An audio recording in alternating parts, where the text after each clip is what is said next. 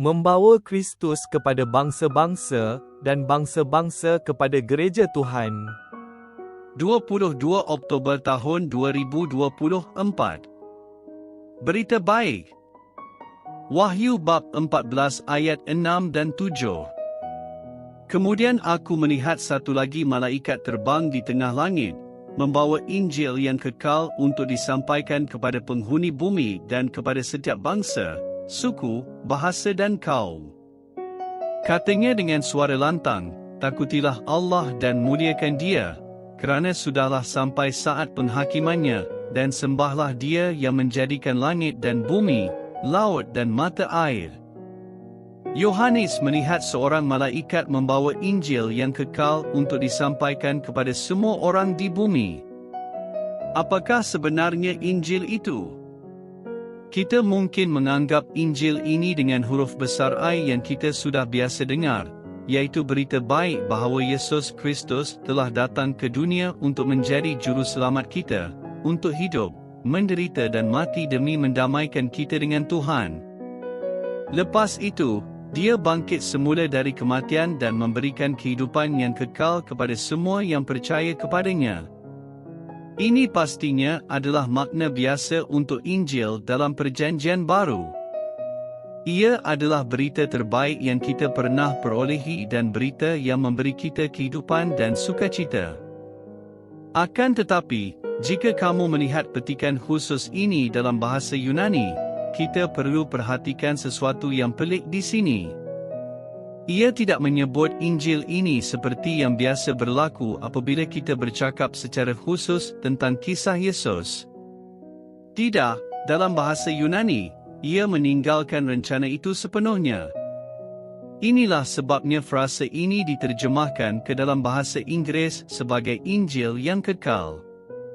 Malaikat itu membawa berita baik, tetapi buat masa ini, biarlah kita jangan membuat kesimpulan tentang apakah dia sebenarnya. Sesungguhnya, malaikat itu memberitahu kita pesanannya, takutilah Allah dan muliakan Dia, kerana sudahlah sampai saat penghakimannya, dan sembahlah Dia yang menjadikan langit dan bumi, laut dan mata air. Tunggu sebentar ya, apakah ini berita baik? Malaikat itu berkata, sudahlah sampai saat penghakimannya. Bukankah ini menakut dan mengerikan? Tidak, jika kita ialah milik Yesus. Bagi mereka yang telah menolak Yesus, berita malaikat ini membawa ketakutan, tetapi bagi mereka yang percaya kepada Yesus, mereka yang percaya Injil dengan huruf besar I, Injil ini sememangnya berita baik.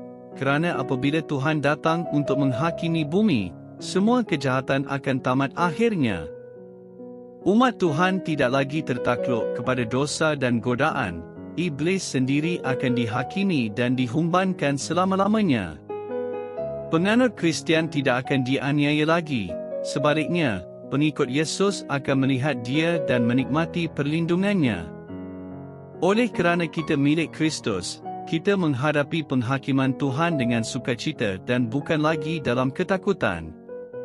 Ini bermakna bahawa segala-galanya akan berakhir dengan betul, seperti yang Tuhan jadikan, yaitu langit dan bumi yang baru, kediaman dalam kebenaran.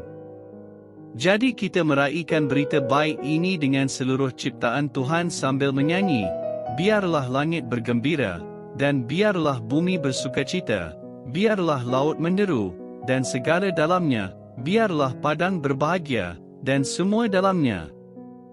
Kemudian semua pokok hutan akan bergembira di hadapan Tuhan kerana Dia akan datang. Dia akan datang untuk menghakimi bumi dengan keadilan dan kaum-kaum dengan kesetiaannya. Kita berdoa, Tuhan, bantulah saya untuk menantikan penghakiman-Mu dengan kepercayaan dan keyakinan kepadamu yang telah menyelamatkan saya. Amin.